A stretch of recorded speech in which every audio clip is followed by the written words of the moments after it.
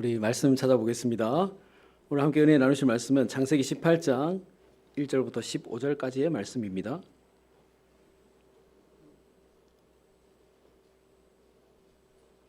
창세기 18장 1절부터 15절 말씀.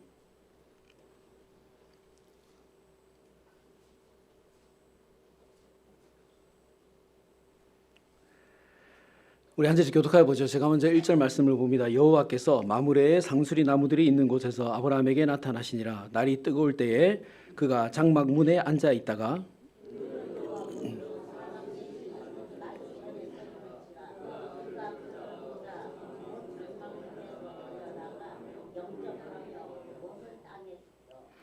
이르되 내 주여 내가 주께 은혜를 입었사오면 원하건대 종을 떠나 지나가지 마시옵고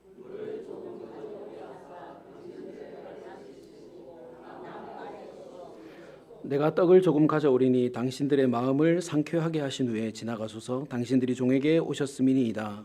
그들이 이르되 내 말대로 그리하라.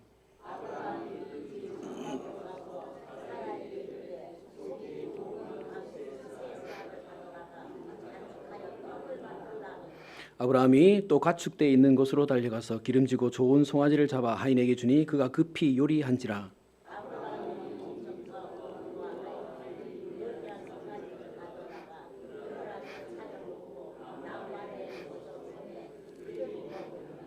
그들이 아브라함에게 이르되 내 아내 사라가 어디 있느냐? 대답하되 장막에 있나이다.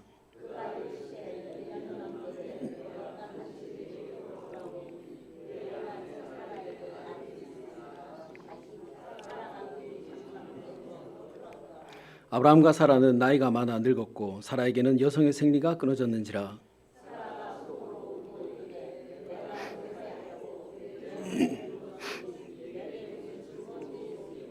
여호와께서 아브라함에게 이르시되 사라가 왜 웃으며 이르기를 내가 늙었거늘 어떻게 아들을 낳으리요 하느냐.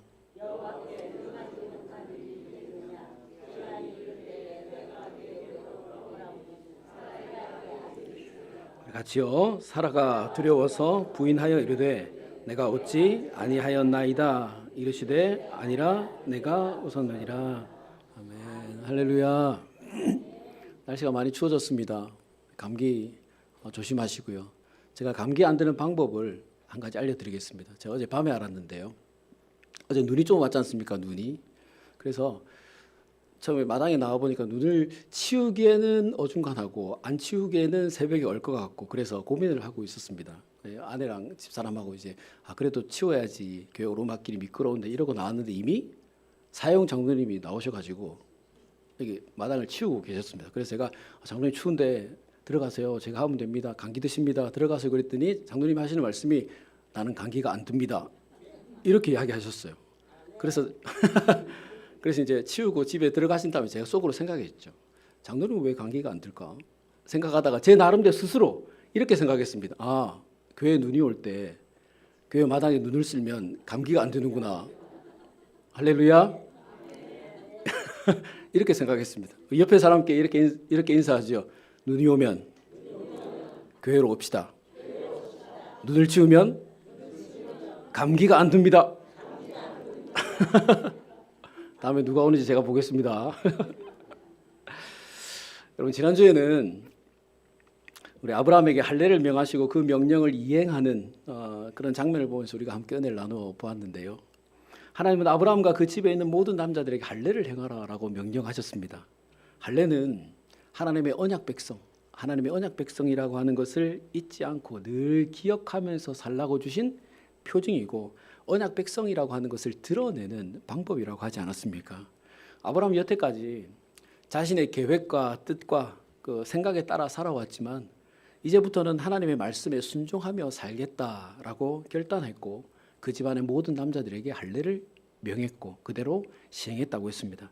여러분 하나님은 우리가 언약 백성, 하나님의 백성이라고 하는 것을 늘 기억하며 살기를 원하시고 또 그런 사람을 기뻐하시죠.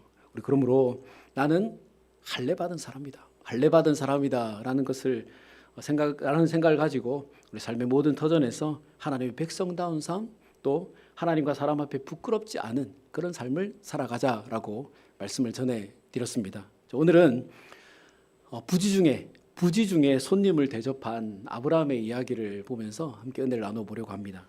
여러분, 오늘 말씀은 아브라함의 그 장막에 찾아온 손님들을 아브라함이 대접하는 이야기인데요. 오늘 본문 1절 말씀에 기록하듯이 여호와께서 아브라함의 장막에 나타나셨다 그랬습니다. 여러분, 어느 더운 날 아브라함이 장막 안에 있기에는 더우니까 장막 앞에 나와서 바람을 쏘이고 있었습니다. 근데 맞은편에 서 있는 세 사람을 만나게 되지요. 그러자 2절부터 3절 말씀에 기록된 대로 아브라함은 달려나가서 그 세 사람을 영접했고 몸을 땅에 굽혀서 내 주여라고 불렀습니다. 여러분, 1절 말씀에 보면요, 아브라함을 찾아오신 분이 여호와라고 기록하고 있고, 또 3절 말씀에 보면 아브라함이 내 주여라고 부르는 장면이 기록되어 있기 때문에 우리가 성경을 읽으면서 아브라함이 지금 자신을 찾아온 세 명의 손님이 하나님이라고 하는 것을 알고 있다라고 생각할 수 있겠지만, 여러분, 그렇지 않습니다. 성경에 여호와라고 기록하고 있는 것은 이 사건이 다 지나고 난 다음에, 이 사건을 경험한 다음에 성경이 쓰여졌기 때문에 오늘 찾아온 손님이 여호와라는 것을 그 다음에 알게 된 것이지, 당시에 아브라함은 자신을 찾아온 이 세 명의 손님이 하나님이라는 것을 알지 못했습니다. 그리고 아브라함이 내 주여라고 하면서 영접하고 땅에 몸을 굽히는 것은 이런 당시 문화와 배경의 영향을 받았기 때문에 그렇습니다.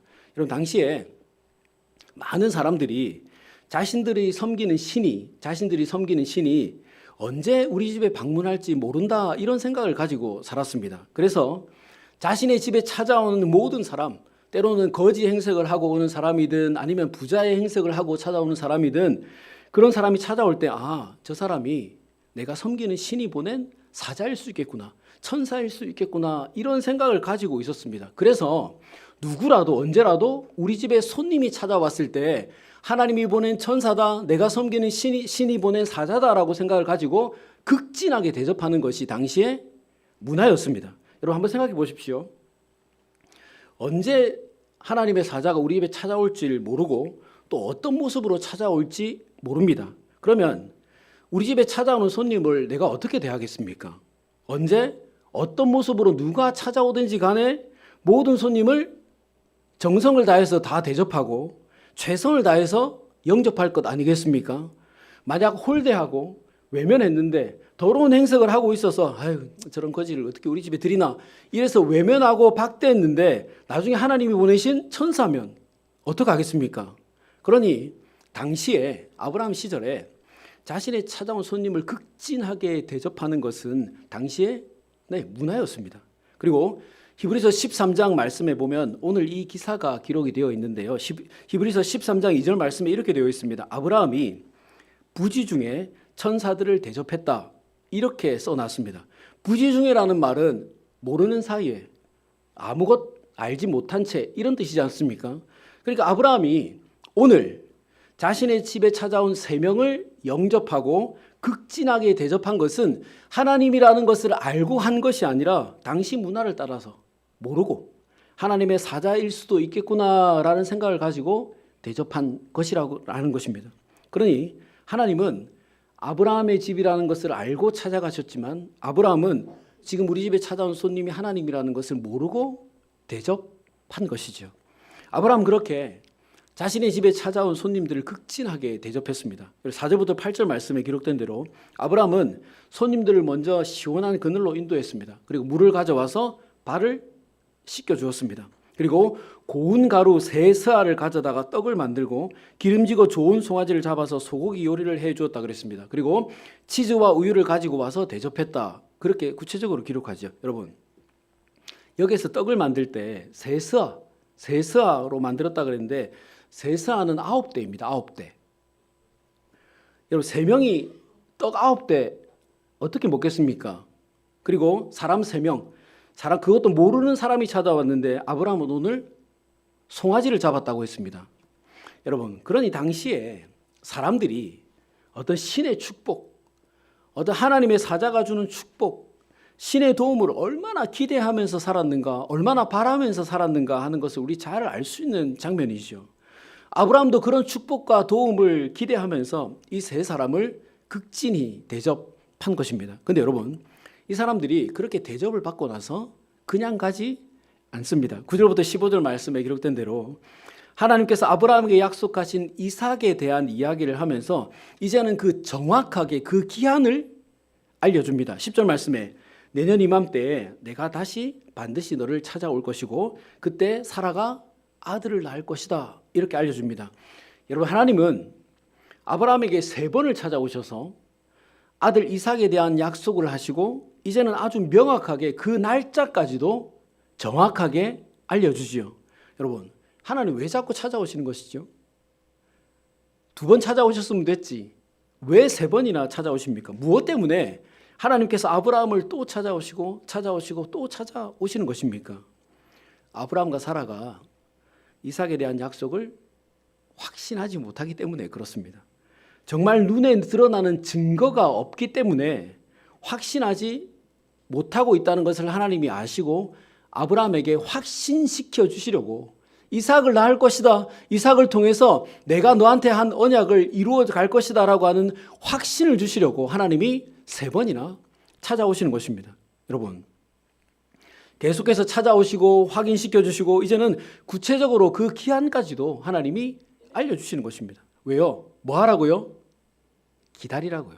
알고 기다리라고요. 하나님께서 내가 반드시 약속을 지킬 테니까 반드시 약속한 아들을 줄 테니까 기다리라라고 말씀하시는 것입니다. 그리고 여러분, 처음에 아브라함은 지금 자신을 찾아오시는 분이 하나님이라는 것을 알지 못했지만 12절 말씀에 기록된 대로 사라가 속으로 웃었다는 것을 아는 것을 듣고는 그제서야 하나님이라는 것을 알게 됐습니다. 여러분, 분명히 사라는 속으로 웃었다 그랬습니다. 그것도 천막 뒤에서 속으로 웃었다 그랬습니다. 그리고 사라는 그분들 앞에 나타나지 않았습니다. 10절 말씀에 기록된 대로 장막 뒤에서 아브라함과 하나님의 사자들이 하는 이야기를 듣고는 속으로 사라가 웃은 것입니다. 아니, 보이지도 않는데 속으로 웃은 것을 어떻게 알겠습니까? 그러니 아브라함이 이 이야기를 듣고는 이분들이 예사분들이 아니구나 라고 하는 것을 알게 된 것이죠. 그리고 14절 말씀에 하나님께서 또 뭐라고 하십니까? 여호와께 능하지 못할 일이 있겠느냐? 기한이 이를 때에 내가 내게로 돌아오리니 사라에게 아들이 있으리라. 그렇죠. 하나님은 사람의 마음과 생각을 다 아시는 분이시죠. 장막 뒤에 있든지 저기 멀리에 있든지 직접 그 사람의 소리를 듣지 않아도 비웃는 소리를 듣지 않고 보지 않으셔도 하나님은 그 사람의 마음과 생각을 다 아시는 하나님이시죠.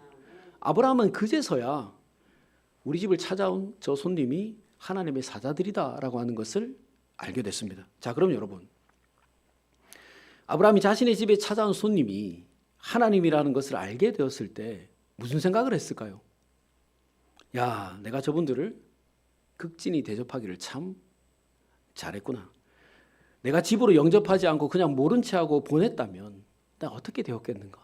여러분, 그런 생각하지 않았겠습니까? 하나님을 내가 그냥 지나쳐 보낼 뻔했구나. 하나님께서 보내신 사자를 내가 그냥 보낼 뻔했구나. 너무도 다행으로 생각하지 않았겠습니까? 여러분, 오늘 본문은 아브라함이 이 나그네들을 극진히 대접했기 때문에 이삭을 선물로 받았다고 말하지 않습니다. 하나님께서 아브라함에게 이삭에 대한 약속을 확인시켜 주시려고 하나님의 목적을 이루시기 위해서 찾아오신 것이고, 아브라함은 자신의 집에 온 손님을 귀하게 여기는 마음을 가지고 영접했는데 그 손님이 하나님이었던 것입니다. 여러분, 물론 지금은 하나님께서 어떤 형상으로 우리 집에 찾아오지 않으시죠. 어떤 모양을 가지고 우리를 찾아오지 않으십니다. 하지만 하나님의 뜻을 전하시기 위해서, 또 우리가 깨닫지 못하고 있는 하나님의 어떤 계획을 알려주시기 위해서, 하나님의 말씀을 우리들에게 들려주시기 위해서 우리에게 손님들을 보내시기도 하십니다. 이 손님이 우리의 성도들이 될 수도 있고, 아니면 우리의 이웃이 될 수도 있고, 우리가 생각하지도 못한 누군가가 될 수도 있는 것입니다. 그러니 그런 때에 오늘 아브라함처럼 그런 사람들을 귀하게 여기고 극진히 대접하는 그런 우리가 되어야 합니다.